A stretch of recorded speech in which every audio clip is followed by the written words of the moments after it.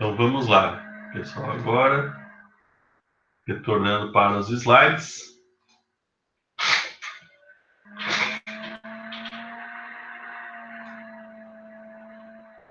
Vamos para o amparo social, né? Ou LOAS, que vem da Lei Orgânica da Assistência Social, também conhecido como BPC, Benefício de Prestação Continuada. Tá? Vocês podem confirmar se estão vendo os slides, estão ouvindo, tudo ok? Ok, beleza, obrigado. Então vamos lá. A assistência social, né, conforme previsto pela Constituição, traz esse amparo no valor de um salário mínimo, né, de benefício mensal à pessoa portadora de deficiência e ao idoso que comprovem, né, não possui meios de prover a própria manutenção ou de tê-la provida por sua família, conforme dispuser a lei. É claro que a lei vai trazer requisitos, não vai ser qualquer pessoa com deficiência ou qualquer pessoa com mais de 65 anos que vai ter direito ao amparo social, tá? Ao BPC. Então, é muito importante a gente frisar que não se trata de benefício previdenciário, mas benefício assistencial. Tá? Então, a Lei 8.742, né, no artigo 20, estabelece que vai ser pago ao idoso com 65 anos ou mais. Então, a partir de 65 anos e ao portador de deficiência, né, desde que eles comprovem não ter condições de meios de prover a própria manutenção e nem de tê-la provida por sua família. Tá? Então, não basta a pessoa não ter renda, não ter condições, ela propriamente, mas vive num ambiente em que as pessoas possuem plenas condições, né, de exercer, né, a sua manutenção. Tá? Então, o caput fala em família, tá? Quem vai ser essa família? Por que a gente precisa saber quem vai compor essa família? Porque nós vamos ver adiante, aqui no parágrafo 3º, que vai ser considerado incapaz de prover a manutenção a pessoa com deficiência ou idosa, né? Considerando aqui o idoso aos 65 anos, tá? A família, então, precisa saber quem é essa família. Tá? A família cuja renda per capita seja inferior a 1/4 do salário mínimo. Tá? Então, precisa verificar quem vai fazer parte dessa família. Vai ser o requerente, cônjuge ou companheiro, os pais, na ausência de um deles, madrasto ou padrasto, irmãos solteiros, filhos e enteados solteiros e os menores tutelados, desde que vivam todos sob o mesmo teto. Então, essas são as pessoas que eu vou somar, tá? Para verificar a renda per capita. Então, eu vou ter um número de pessoas, vou somar a renda dessas pessoas e vou dividir por esse número de pessoas, tá? E, segundo a lei, vai ter direito quando essa renda per capita, quando essa renda por pessoa, por cabeça, né, do latim, for inferior a 1/4 do salário mínimo. Tá? Isso é o que fala a lei, que a renda tem que ser menor do que 1/4 do salário mínimo por pessoa. Então, vou somar a renda de todo mundo, dividir por todo mundo, tá? E vou ter a renda per capita dessa família que está definida aqui no parágrafo 1º. Tá? O parágrafo 2º ele fala quem vai ser essa pessoa com deficiência, né? Aquela que tem impedimento de longo prazo. Longo prazo a gente vai ver que eles consideram que essa deficiência deva durar mais de 2 anos, tá? De natureza física, mental, intelectual ou sensorial, tá? Os quais a interação com diversas barreiras podem obstruir sua participação plena e efetiva na sociedade, em igualdade de condições com os demais. Tá? Hoje, a regra é, se essa pessoa for considerada, tem uma deficiência que lhe considere incapaz para o trabalho, tá? Ela vai se enquadrar como pessoa com deficiência. Tá? Então, uma incapacidade para o trabalho, a mesma exigida na aposentadoria por incapacidade permanente, que a gente viu na aula anterior, né? Então, na aula da semana passada. Então, se ela tiver uma deficiência que lhe impeça de exercer qualquer profissão, ela já pode se enquadrar como pessoa com deficiência para fins do amparo social. Tá? Então, nós já falamos aqui a respeito da renda, né? E o benefício de que trata este artigo não pode ser acumulado pelo beneficiário com qualquer outro no âmbito da Seguridade Social ou de outro regime. Tá? Então, tem umas exceções ali, que é assistência médica ou pensão especial de natureza indenizatória. Tá? Fora isso, não pode ser acumulado com aposentadorias, com pensão por morte, ou auxílio reclusão, ou qualquer outro benefício. Tá? Então, a pessoa não pode estar recebendo o benefício da Previdência Social e receber também o amparo social, que é um benefício assistencial. Tá? Então, existe essa vedação. Por mais que a renda, tá? Mas é uma senhora, ela tem 65 anos, ela tem filhos sob sua responsabilidade ainda, que não trabalham, tem, enfim, mais pessoas que vivem ali, que estão enquadrados como família, a renda ficou menor do que um quarto do salário mínimo, porque ela ganha um salário mínimo, seja de pensão, seja de aposentadoria, tá? Nesse caso, não vai poder requerer o amparo social, tá? Não vai poder ter direito ao amparo social, porque não vai poder acumular com benefício previdenciário. A mesma renda sendo inferior a um quarto do salário mínimo. Tá? O parágrafo 5º, ele traz uma situação em que, por exemplo, a pessoa está num asilo, tá? Está numa instituição de longa permanência, de acolhimento, enfim. Tá? Vai deixar de ter o direito? Não. Tá? Então, é muito comum até algumas dessas casas de acolhimento administrar o benefício. Tá? Então, é bastante comum isso acontecer. A lei, inclusive, permite que né, essas casas de acolhimento recebam os valores, eles podem reter um percentual para manutenção, tá, dessa casa de acolhimento, e um outro percentual obrigatoriamente tem que ser entregue à pessoa que está lá, né, sendo acolhida, vamos chamar assim. Tá? Depois, o parágrafo 6º, tá? A concessão do benefício ficará sujeita à avaliação da deficiência, tá? Então, vai ter que passar por perícia médica no INSS, tá?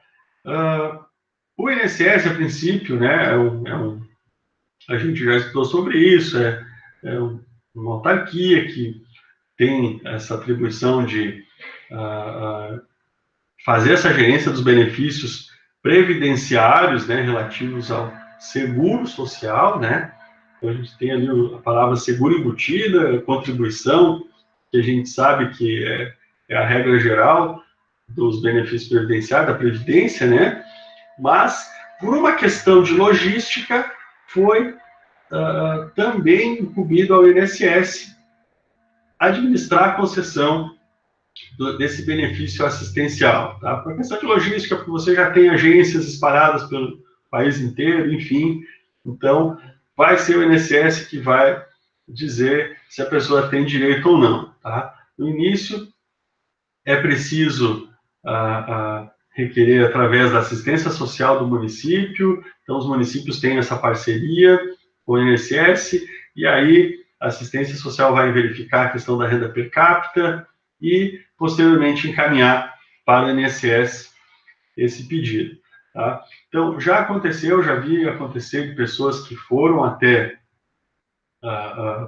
o INSS, foram até a assistência social, e a assistência social disse, olha, você não tem direito, tá? A sua renda não se enquadra. Como nós temos decisões que não limitam a um quarto do salário mínimo per capita, né? Muitas vezes a gente precisa ir até o judiciário para obter esse benefício, dentre outras situações também que podem gerar uma demanda judicial quando for verificada a possibilidade do direito. Tá? Então, em algumas situações, nós fizemos ofícios para que essa pessoa pudesse levar até a assistência social dizendo o seguinte, olha, se você entende que, né, se a senhora entende, o senhor entende que não há direito, né, por favor, entregue por escrito. Tá? ou encaminhe para o INSS para que o INSS negue, tá? Porque o ideal é você ir ao judiciário portando essa negativa, tá? Normalmente, quando a gente faz esse ofício, a assistência social encaminha para o INSS e o INSS acaba realmente negando, entendendo que não preencheu as condições. Tá? Nós tivemos uma situação de um outro município próximo a Lages, em que a própria assistência social fez por escrito que a pessoa não tinha direito, né? E aí nós não tínhamos uma resposta direta do INSS, mas a gente, ingressando no judiciário, pediu que fosse reconhecida a partir daquele pedido, porque naquele momento aquela assistência social estava representando, de certa forma, o INSS. Tá? E é uma ação que foi julgada procedente e foi concedida a partir daquela data mesmo. Tá? Então, sempre é bom a gente tentar trazer um pouco da prática para você. Né? Então, são requisitos para obtenção do amparo social, né? Ter idade de 65 anos ou mais, ou ser portador de deficiência. Tá? Essa deficiência é incapacitante para o trabalho. Tá? Mas é interessante que esse benefício não limita a idade. Isso quer dizer que uma pessoa menor, tá, pode também ter deferido o benefício. É muito comum acontecer com crianças com problemas mentais, né? Aí é algo que é o mais corriqueiro que a gente consegue ver na prática. Tá? Além disso, ter uma renda familiar per capita inferior a 1/4 do salário mínimo, tá? como regra trazida pela lei, e não possuir outro benefício no âmbito da Seguridade Social ou outro regime, tá? Salvo aquelas exceções que a gente já mostrou no slide anterior. Né? Então, pessoa com deficiência, né, a lei traz um conceito, a gente já explicou isso aqui, né, e a questão dos impedimentos de longo prazo, aqueles que incapacitam a pessoa com deficiência para a vida independente e para o trabalho, pelo período, né, pelo prazo mínimo de 2 anos. Então, assim, é considerada essa questão de impedimento de longo prazo. Tá? Então, de acordo com a Lei Orgânica da Assistência Social, a renda familiar deverá ser declarada pelo requerente ou seu representante legal. Tá? As pessoas, então, procuram a assistência social e ela vai fazer um relatório com a renda e com os nomes das pessoas que compõem aquele lar. Tá?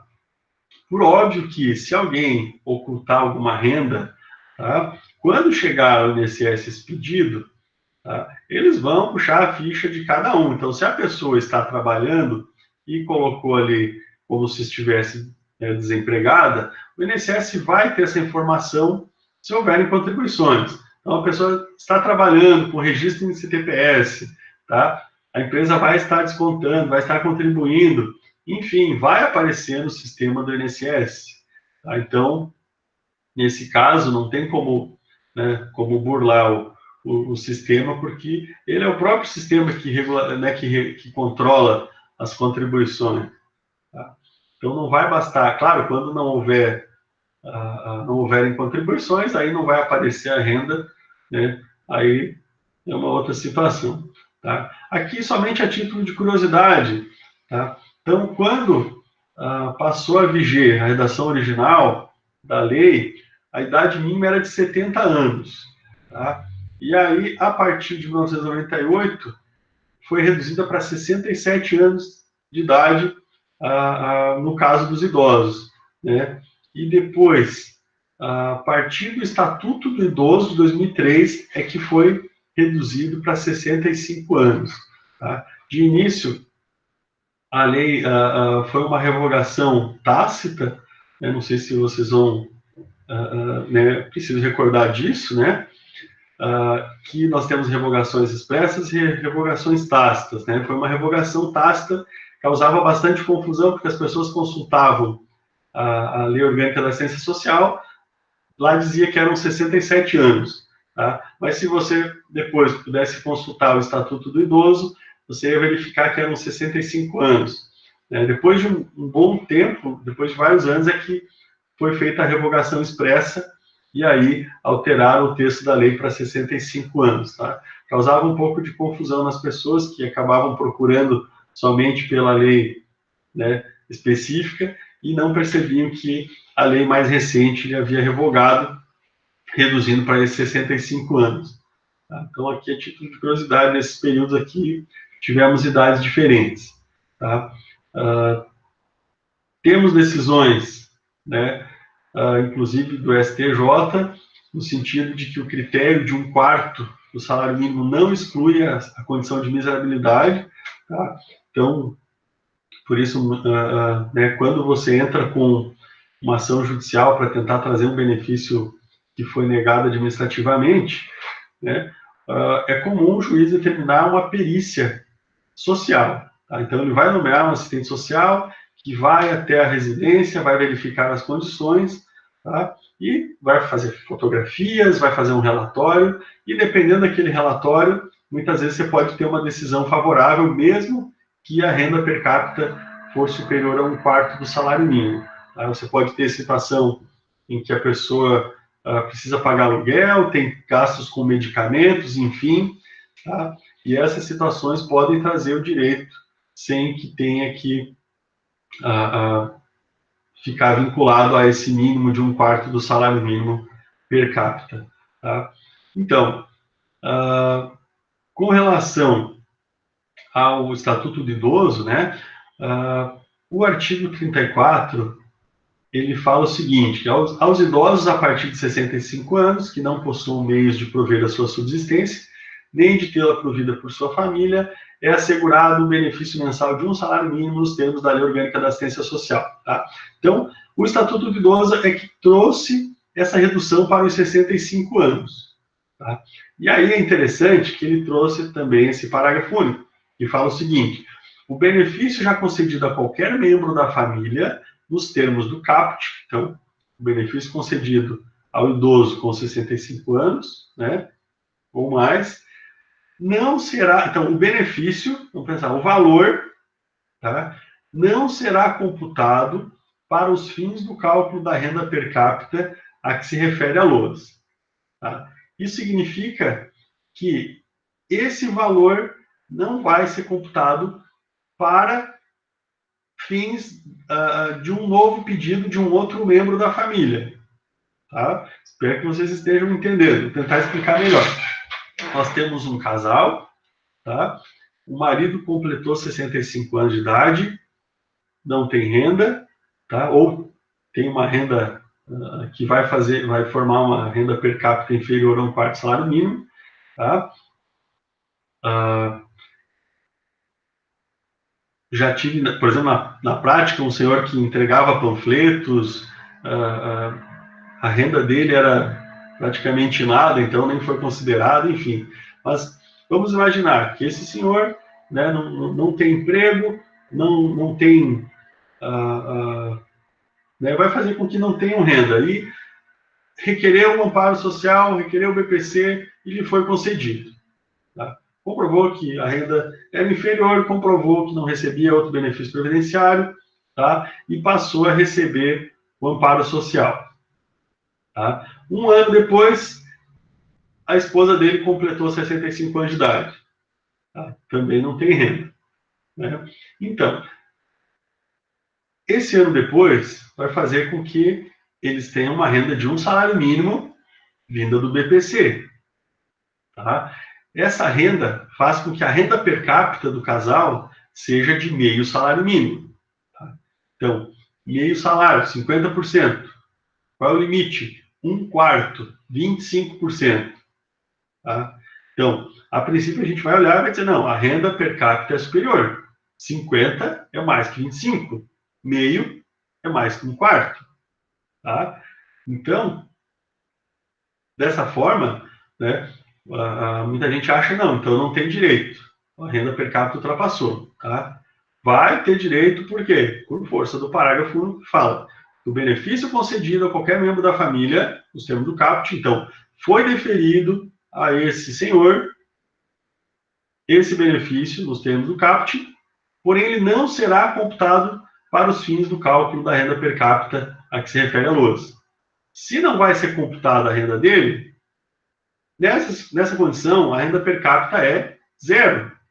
Tá? E nessa situação, a esposa também vai ter direito ao amparo social. Tá? Então, é uma situação que é uma situação que eu vou responder essa pergunta que apareceu aqui no chat com o que eu vou dizer agora, né? Na verdade, mais um pouquinho adiante, porque eu tenho um exemplo na prática de uma situação dessa pergunta aqui. Então, no caso, há essa previsão se ambos receberem o BPC, tá? Nós temos uma situação em que o marido tem 65 anos, recebe uma aposentadoria. Uma aposentadoria por idade, no valor de um salário mínimo, que é o mesmo valor aqui do amparo social. Tá? Então, ele tem 65 anos, recebe uma aposentadoria, tá? Vamos imaginar que a esposa dele também tem 64, que também passou um ano, e aí ele continua recebendo a aposentadoria dele, de um salário mínimo, mesmo valor do BPC, tá? E a esposa dele vai requerer o BPC por ter atingido os 65 anos de idade. Tá? O INSS vai negar. Tá? Por quê? Porque o benefício dele não é o que está dizendo aqui no parágrafo único, não é um benefício concedido nos termos do caput, que está falando do BPC. O benefício dele é uma aposentadoria. Tá? Então, no caso da aposentadoria, a renda per capita é meio salário mínimo, vai ser considerada. Tá? E aí o INSS vai negar o direito dessa senhora, porque não há essa proteção, não há essa previsão em lei. Tá? Então, é injusto, muito injusto. Tá? Imagina que esse senhor, para aposentar, contribuiu, pelo menos, tá, se foi recente a aposentadoria dele, contribuiu pelo menos por 15 anos para aposentar por idade. Tá? Então, imaginamos que se trate de uma aposentadoria, né, não por incapacidade. Então, ele contribuiu durante 15 anos, a esposa dele não vai ter direito. O vizinho dele, que pediu o BPC, que eu falei anteriormente, talvez nunca tivesse contribuído com a Previdência, ou vamos aumentar com a Seguridade Social, tá? E vai ter direito ele e a esposa, tá? Então, a única situação que esse segundo senhor aposentado vai ter de vantagem com relação àquele outro do BPC é que ele recebe o 13º salário, tá? Recebe o abono anual do benefício, tá? Enquanto que o BPC não paga abono anual. Tá? A aposentadoria vai permitir gerar uma pensão por morte, o BPC não. Tá? Mas, enfim, o que são, né? O que é um mês a mais de acréscimo no 13º salário, tá? Considerando que o vizinho, a esposa dele, vai ter 12 meses que vai receber um salário mínimo. Tá? Então, isso acaba criando uma situação bastante injusta e o judiciário tem corrigido isso, tem concedido, muitas vezes, aplicando por analogia ao parágrafo único do artigo 34 do Estatuto do Idoso, as situações em que não se trata de BPC, mas se trata de aposentadoria no valor de um salário mínimo. Tá? Então, o judiciário tem concedido esse benefício para os cônjuges quando nessa situação. Tá? E agora, para responder a pergunta com relação ao deficiente, né, vou inclusive falar de um caso que a gente atuou aqui no escritório, exatamente nesse sentido que eu falei agora, de um idoso que recebia uma aposentadoria, né, e aí nós conseguimos para a esposa dele o BPC. Tá? Então, isso já tem um bom tempo, foi logo no início, quando começaram a surgir essas decisões favoráveis. Na época, eu acho que foi 2008, por aí, foi concedido foi negado em Lages, a gente fez um recurso, e a turma recursal entendeu que não deveria computar a renda do marido, né, e a decisão foi reformada e foi concedido o benefício para essa senhora. Tá? Tempo depois, quando a gente chamou, né, a cliente, o marido, para comunicar que foi deferido o benefício de BPC para ela, ele trouxe para nós a situação de que eles tinham um filho deficiente, né, um filho maior, mas deficiente. E questionou, né, doutor, será que a gente consegue para o meu filho? Meu filho é deficiente, tinha uma deficiência mental, não tinha condição nenhuma de trabalho, né?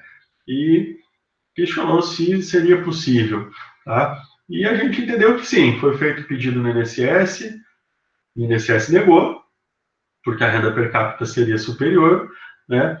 Nós ingressamos no judiciário e aí foi julgada a ação procedente, entendendo que não deveria ser computada a renda dos idosos, né, maiores de 65 anos, e nesse caso foi considerada a renda per capita zero também, sem considerar essas pessoas, né? E aí foi concedido para o filho deficiente o BPC. Então foi possível, sim, sem computar essa renda per capita desses idosos. Tá? Então acredito ter respondido a pergunta que foi colocada aqui, né? Então, seguindo, né? O amparo social, então, tem caráter personalíssimo, é um benefício intransferível que morre com a pessoa, tá? Então, não vai ser devida a pensão por morte. Vai ser comum no escritório modelo vocês receberem, né, eu já vou dizer 100 horas, porque normalmente nós homens morremos primeiro, né, em média 7 anos antes que vocês, mulheres. Então, na prática, o que mais vai acontecer, vocês vão receber 100 horas, dizendo que pediram a pensão por morte, que foi negada, que o marido era aposentado, tá? E sempre questionem se recebia o abono anual, se recebia 13º no benefício. Porque para as pessoas mais simples, como ele recebia um benefício pago pelo INSS, tá? Eles entendem como aposentadoria. E aposentadoria é um benefício previdenciário, que não é o caso do BPC, que é um benefício assistencial, que não vai gerar o direito à pensão por morte. Tá? Claro que é muito importante analisar a vida do segurado. Será que esse segurado não teve contribuições anteriores? Será que, na idade que ele estava, ele não teria direito a uma aposentadoria por idade? Né? Será que não cumpriu a exigência com base na legislação anterior, com 15 anos de contribuição?